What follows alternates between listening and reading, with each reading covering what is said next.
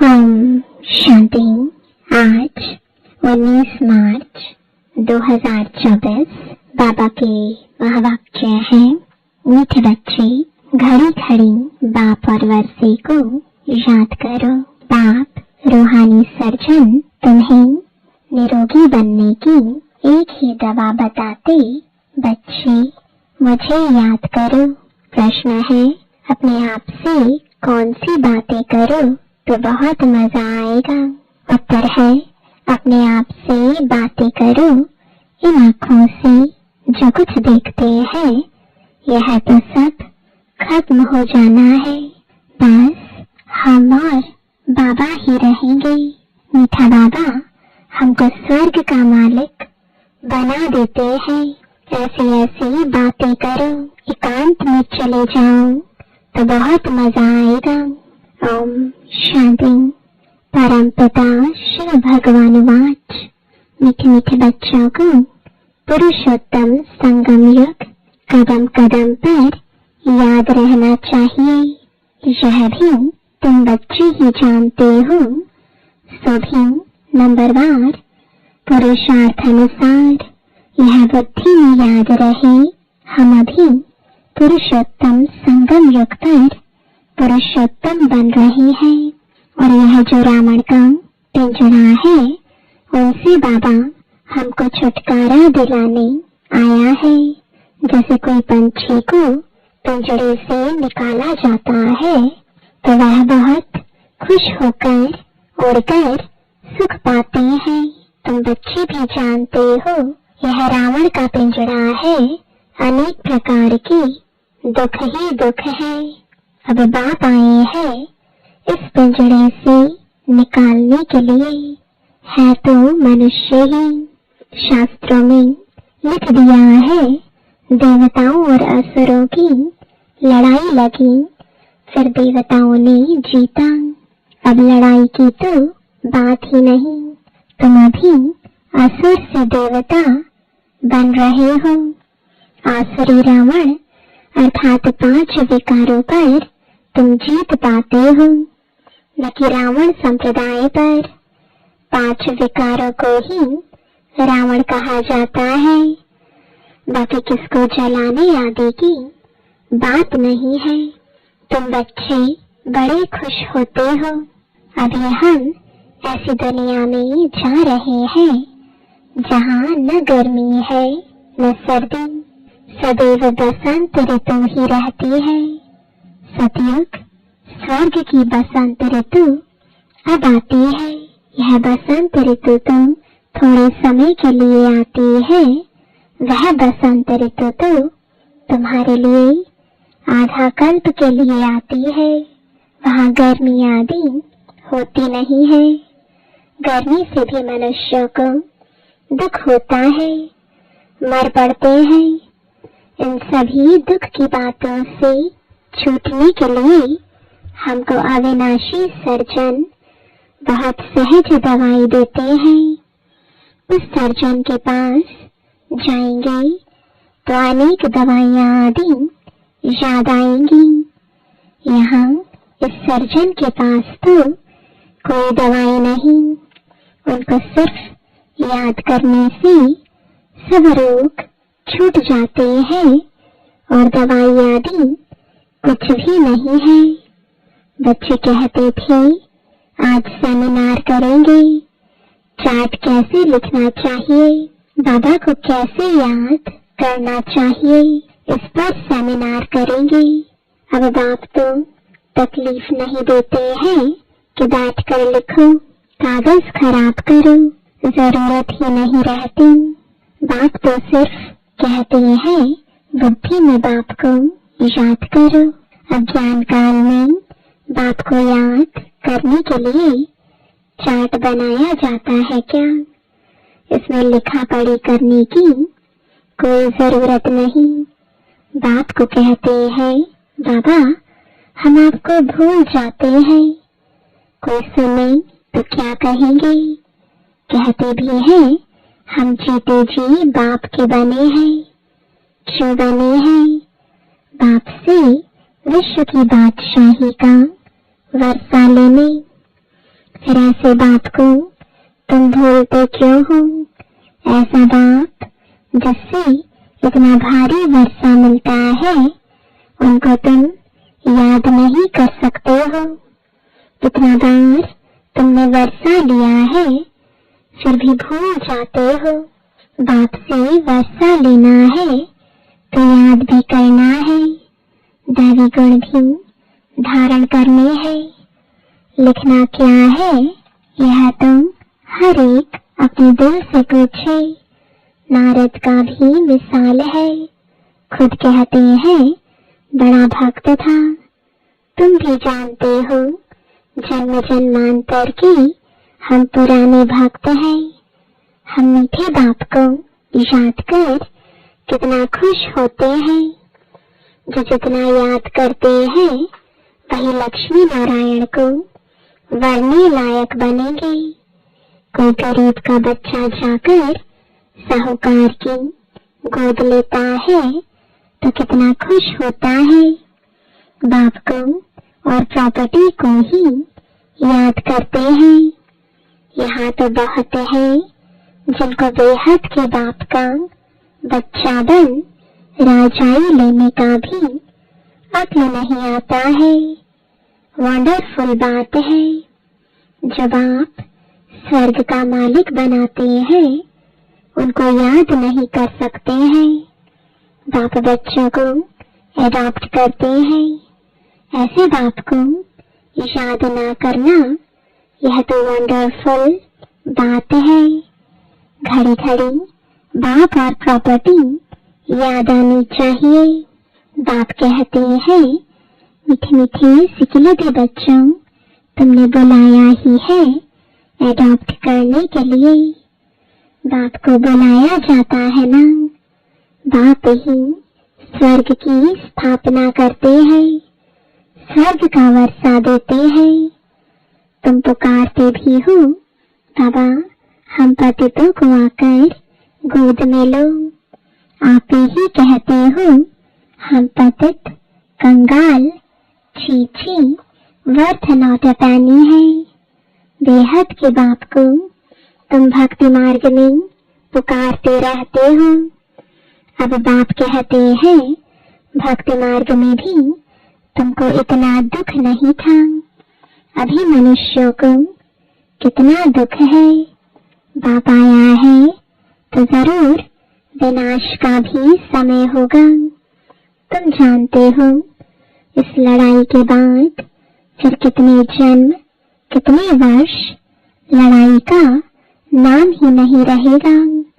कभी लड़ाई लगेगी नहीं, न कोई दुख रोग आदि का नाम होगा।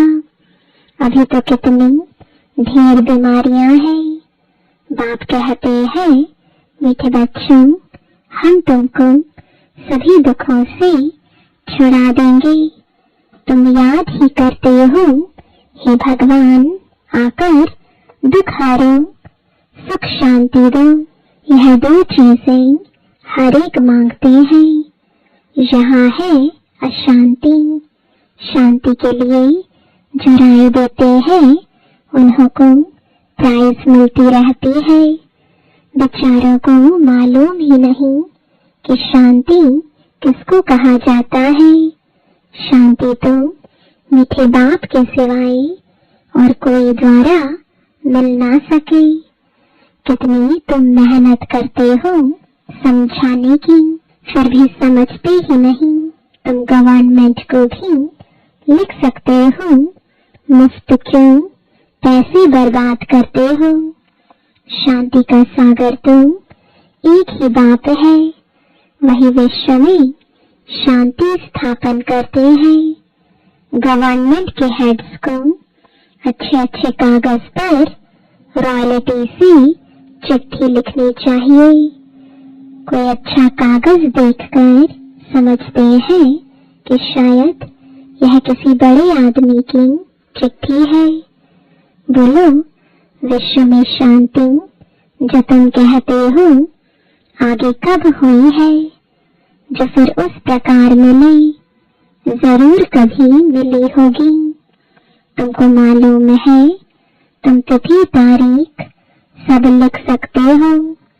बाप ने ही आकर विश्व में शांति सुख स्थापन किया था।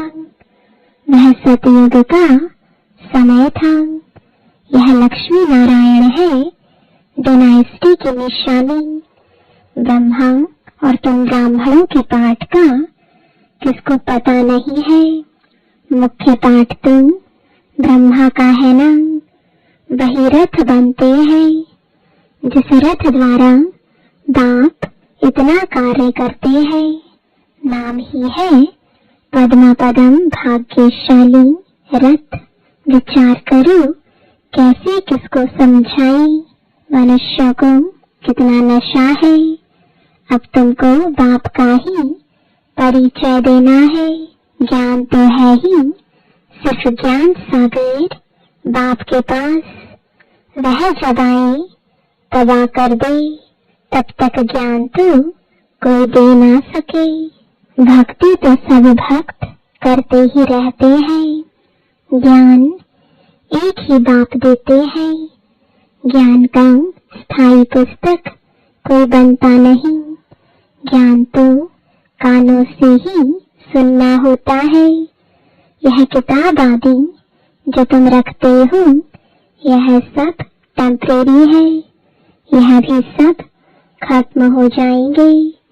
तुम नोट्स लिखते हो यह भी खत्म हो जाने हैं। यह सिर्फ अपने पुरुषार्थ के लिए है। बाप कहते हैं टॉपिक्स की लिस्ट बनाओ तो याद आएगा, परंतु यह तो जानते हो यह पुस्तक आदि कुछ भी नहीं रहेंगे। तुम्हारी बुद्धि में सिर्फ याद ही चल पड़ेगी। आत्मा बिल्कुल बाप जैसी भरपूर हो जाती है। बाकी जो भी पुरानी चीजें इन आँखों से देखते हो वह भी खत्म हो जाएगी। पिछाड़ी में कुछ भी रहना नहीं है। बाप अविनाशी सर्जन है। आत्मा भी अविनाशी है। एक शरीर छोड़ दूसरा लेती है। दिन प्रतिदिन जो भी शरीर मिलता है ठीक ही मिलता है। अभी तुम बच्चे जानते हो हम श्रेष्ठाचारी बन रहे हैं। बाप ही बनाते हैं। साधु संत आदि थोड़े ही बनाते हैं। बाप तुमको श्रेष्ठाचारी बनाते हैं। पापा कहते मीठे बच्चे मैं तुम्हें अपने नैनों पर बिठाकर ले जाऊंगा। आत्मा भी यहाँ नैनों पर बैठती है। बाप कहते हैं हे आत्माएं तुम सबको निहाल कर ले जाऊंगा। ताकि थोड़ा समय है, अब मेहनत करो। अपने दिल से पूछो मैं स्वीट बाबा को कितना याद करता हूँ। हीर रांझा का विकार के लिए लव नहीं था, शारीरिक प्यार था। याद करते थे और सामने आ जाता था। दोनों आपस में मिल जाते थे। बाप कहते हैं तुम भी ऐसे बनो। वह है एक जन्म के आशिक माशूक। तुम हो जन्म जन्मांतर की। यह बातें इस समय ही होती हैं। आशिक माशूक का अक्षर भी स्वर्ग में नहीं है। वह भी पवित्र रहते हैं। मनसा में ही ख्याल आते हैं। सामने देखा और खुश हुए। तुम बच्चों को देखने की तो कोई चीज नहीं। इस समय तुम सिर्फ अपने को आत्मा समझो और माशूक बाप को याद करो। आत्मा समझ बाप को बहुत खुशी से याद करना है। बाप समझाते रहते हैं भक्ति मार्ग में तुम ऐसे आशिक थे, माशूक पर कुर्बान जाते थे। आप आएंगे तो हे माशूक हम तुम पर वारी जाएंगे। अब माशूक आया हुआ है सबको गोरा बनाने। जो जैसा है ऐसा अच्छा बनाने की कोशिश करते हैं। तुम गोरा बनते हो तो शरीर भी गोरा बनेगा। आत्मा में ही खाद पड़ती है। अब तुम मुझे याद करो तो खाद निकल जाएगी। यहाँ तुम बच्चे आते हो, एकांत बहुत अच्छी है। पादरी लोग भी पागल करते हैं, एकदम साइलेंस में रहते हैं। माला हाथ में रहती है, कोई को देखते भी नहीं है।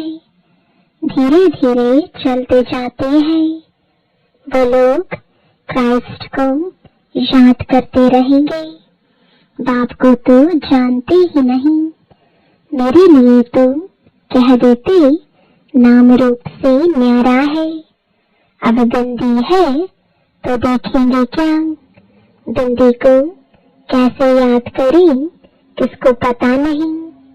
तुमको अभी मालूम पड़ा है तो तुम यहाँ आते हो। मधुबन का तो गायन है, यह है सच्चा सच्चा मधुबन जहाँ तुम आते हो। जितना हो सके तुम एकांत में याद में रहो, किसको भी देखो नहीं। ऊपर छतें तो पड़ी है, बाबा की याद में सवेरे छत पर चले जाओ, बड़ा मजा आएगा। कोशिश करो रात को 1-2 बजे जागने की। तुम नींद को जीतने वाले मशहूर हो। रात को जल्दी सो जाओ, फिर 1-2 बजे उठकर छत पर एकांत में याद की यात्रा करते रहो। बहुत जमा करना है। बाप को याद करते बाप की महिमा करने लग जाओ। आपस में भी यही राय करते रहो, बाबा कितना मीठा है। उनको याद करने से ही पाप कटेंगे। यहाँ बहुत जमा कर सकते हैं, यह चांस भी यहाँ अच्छा मिलता है। घर में तो तुम कर नहीं सकेंगे, फुर्सत ही कहाँ रहती है। दुनिया का वाइब्रेशन वातावरण बहुत खराब रहता है। वहाँ इतनी याद की यात्रा नहीं होगी। अब इसमें लिखने की भी क्या बात है। आशिक माशूक लिखते हैं क्या, अंदर में देखो हमने किसको दुख तो नहीं दिया, कितने को याद दिलाया। यहाँ हम आते हैं जमा करने, तो यहाँ कोशिश करो ऊपर छतों पर एकांत में जाकर बैठो, खजाना जमा करो। यह समय है ही जमा करने का। 7 रोज 5 रोज आते हो, मुरली सुनकर जाए, एकांत में बैठो। यहाँ तो घर में बैठे हो, बात को याद करो तो कुछ तुम्हारा जमा हो जाए। बहुत माताएं बांधेलियां है, याद करती है शिव बाबा बंधन से छुड़ाओ। विकार के लिए कितना मारते हैं, खेल दिखाया है ना द्रौपदी के चीर हरे। तुम सब द्रौपदियां हो ना, तो बाप को याद करते रहना है। बाबा युक्ति तो बहुत बतलाते हैं, इसमें स्नान आदि की भी बात नहीं रहती। हाँ, पाखाना यानी लैट्रिन में जाना होता तो स्नान जरूरी है। मनुष्य तो स्नान के समय भी किसी देवता या भगवान को याद करते हैं। मुख्य बात है ही याद की। ज्ञान तो बहुत मिला हुआ है, 84 के चक्र का ज्ञान है। अपने अंदर में बैठकर देखो, अपने से पूछो, ऐसा मीठा मीठा बाबा जो हमको स्वर्ग का मालिक बनाते हैं, उनको सारे दिन में कितना याद किया। मन भागता तो नहीं, कहाँ भागेगा। दुनिया तो है नहीं, यह सब खत्म हो जाना है। हम और बाबा ही रहने वाले हैं। ऐसे ऐसे अंदर में बातें करूं तो फिर बहुत मजा आएगा। यहाँ जो भी आते हैं वह बहुत पुराने भक्त हैं। जो नहीं आते वह समझो कि आजकल के भक्त हैं, वह देरी से आएंगे। शुरू से भक्ति करने वाले जरूर बाप से वर्षा पानी आएंगे। यह गुप्त मेहनत है। जो धारणा नहीं करते हैं उनसे कुछ भी मेहनत होती नहीं। यहाँ तुम आते ही हो रिफ्रेश होने। अपने से मेहनत करो। एक हफ्ते में तुम इतना माल इकट्ठा कर सकते हो जो वहाँ 12 मास में नहीं। यहाँ 7 रोज में सारी कसर निकाल सकते हो। बाबा राय देते हैं, अच्छा मीठे मीठे सिकिलदे बच्चों प्रति माता पिता बाप दादा का याद प्यार और गुड मॉर्निंग। रूहानी बाप की रूहानी बच्चों को नमस्ते। रूहानी बच्चों की रूहानी बाप दादा को गुड मॉर्निंग और नमस्ते। धारणा के लिए मुख्य सार है, पहला, एकांत में बैठ बाप को याद कर कमाई जमा करनी है। अपने अंदर चेक करना है, याद के समय मन भागता तो नहीं है। हम कितना समय स्वीट बाप को याद करते हैं। दूसरा, सदा इसी खुशी में रहना है कि हमें बाबा ने रावण के पिंजड़े से मुक्त कर दिया। अभी हम ऐसी दुनिया में जा रहे हैं जहाँ न गर्मी है न सर्दी, जहाँ सदा ही बसंत ऋतु है। वरदान है, मेरे को तेरे में परिवर्तन कर बेफिक्र बादशाह बनने वाले खुशी के खजाने से भरपूर भाव। जिन बच्चों ने सब कुछ तेरा किया वही बेफिक्र रहते हैं। मेरा कुछ नहीं, सब तेरा है। जब ऐसा परिवर्तन करते हो तब बेफिक्र बन जाते हो। जीवन में हर एक बेफिक्र रहना चाहता है। जहाँ फिक्र नहीं वहाँ सदा खुशी होगी। तो तेरा कहने से, बेफिक्र बनने से, खुशी के खजाने से भरपूर हो जाते हो। आप बेफिक्र बादशाहों के पास अनगिनत अखुट अविनाशी खजाने हैं जो सतयुग में भी नहीं होंगे। स्लोगन है, खजानों को सेवा में लगाना अर्थात जमा का खाता बढ़ाना। ओम शांति।